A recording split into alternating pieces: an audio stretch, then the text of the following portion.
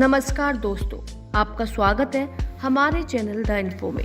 अभी हम 670 रोड से लैमिनेटेड बना रहे हैं, उसमें से करीब 260-270 जगह पर हेलीपोर्ट बना रहे हैं, फिर ड्रोन पोर्ट्स बना रहे हैं, फिर हम लोग बस पोर्ट बना रहे हैं, फिर 260 रोपवे, केबल कार, फेनिकुलर रेलवे बना रहे हैं, फिर अभी हम लोग दिल्ली से जयपुर ई केबल डाल के हाईवे बना रहे हैं। और आने वाले समय में सबसे बड़ा परिवर्तन कोई हुआ तो हमारे देश में पोल्यूशन गंभीर समस्या है। 16 लाख करोड़ का फॉसिल फ्यूल हम इंपोर्ट कर रहे हैं और ऐसा ही चलता रहेगा तो 2024 के बाद 25 लाख करोड़ तक जाएगा, क्योंकि ऑटोमोबाइल इंडस्ट्री 2 गुना 3 गुना बढ़ गई है। तो अभी हमने सबसे अच्छा कि इलेक्ट्रिक पॉपुलर हो गई, इथेनॉल की फ्लेक्स इंजन की गाड़ी लॉन्च हुई, स्कूटर्स और ऑटो रिक्शा इथेनॉल पर आ रही, मिथेनॉल की बस बंगलोर में 15% मिथेनॉल डाल के डीजल की बस में वो प्रोजेक्ट सक्सेसफुल हुआ।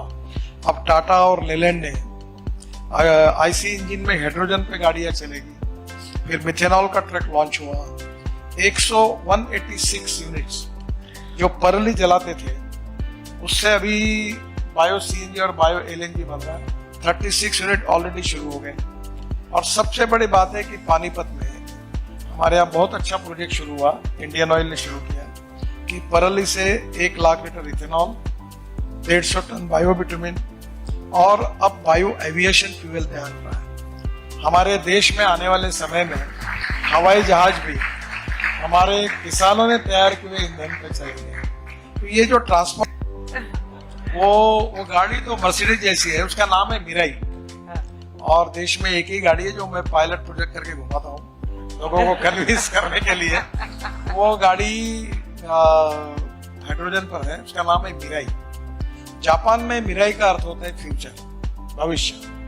तो मैं अभी मैं डीजल पेट्रोल के गाड़ी में बैठते हैं। मैं दिल्ली और नागपुर में इलेक्ट्रिक और इथेनॉल फ्लेक्स इंजन, जैसे रेलवे ब्रिज बना रही है एमबीपी, जैसे मैं भी हवाई जहाज से उतर रहा था तो मैंने ही बनाया बांद्रा वरली, अपना ये बांद्रा का ब्रिज बना मेरे समय।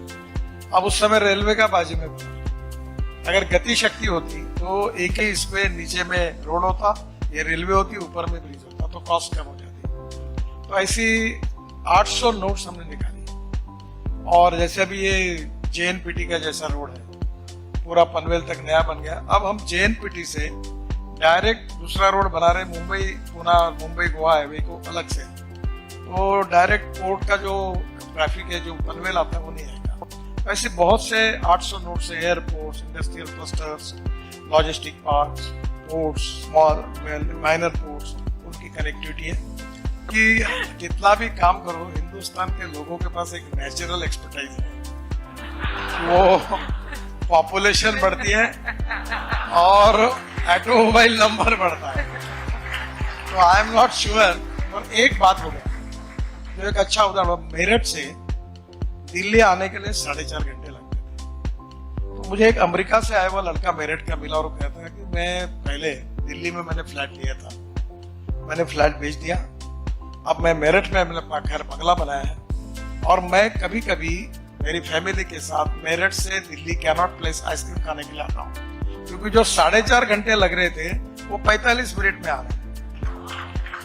तो अब मुझे लगता है कि मैं तो फार्मर हूँ, इसलिए मैं एग्रीकल्चर और सेंट्रिक ज्यादा हूँ कि diversification of agriculture towards energy and power sector create more employment potential in rural agriculture and tribal India. और हम लोग अभी जिस प्रकार की इकोनॉमी कर रहे हैं और जिस प्रकार से अन्नदाता से किसान ऊर्जादाता बना, ऊर्जादाता से विटामिन दाता बनेगा, विटामिन दाता से एविएशन फ्यूल दाता बनेगा, तो नेचुरली वहां per capita income growth rate. मैं पुणे में था तो मैं वही कह रहा था कि पुणे में अभी राजू बजाज से मेरी बात हुई, ऑटो रिक्शा फ्लेक्स इंजन पर 100% पुणे में मैंने वहाँ पालक मंत्री पाटिल उनको कहा कि तुरंत शुरू करो। मुंबई जो एक्सप्रेस हाईवे है ये टोटल 1350 किलोमीटर है और आपको थोड़ा दिल्ली में जाना पड़ेगा, क्योंकि दिल्ली और पंजाब, हरियाणा, उत्तराखंड, हिमाचल और कश्मीर,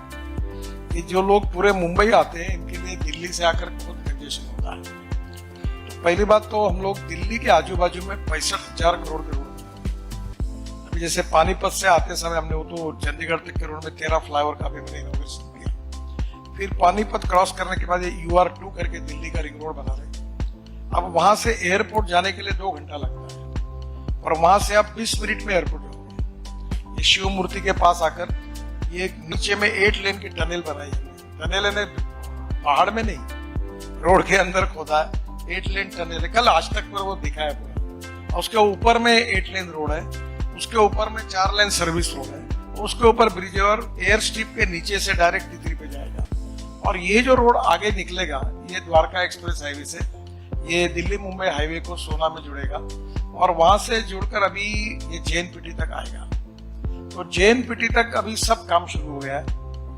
कोशिश है कि अगले साल मार्च अप्रैल तक पूरा रोड कंप्लीट करेंगे। वैसे अभी बड़ौदा तक काम पूरा हुआ है और ये रोड में हम लोग लॉजिस्टिक पार्क, फिर उसके साथ साथ हमने रोड साइड एमिनिटीज की है और इस रोड से हम अलग अलग स्टेट में जुड़ने के लिए रोड भी बनाए। तो नेचुरली क्या होगा कि अभी अगर हम दिल्ली मुंबई जो एग्जिस्टिंग रोड है जो अहमदाबाद से बड़ौदा से आता है, अगर इसकी विड्थ हम बढ़ा ही नहीं सकते और ट्रैफिक बहुत ज्यादा है तो हमको बिल्डिंग और ये प्रॉपर्टी एक्वायर करनी पड़ती विड्थ बढ़ाने के लिए। ये जानकारी आपको पसंद आई होगी।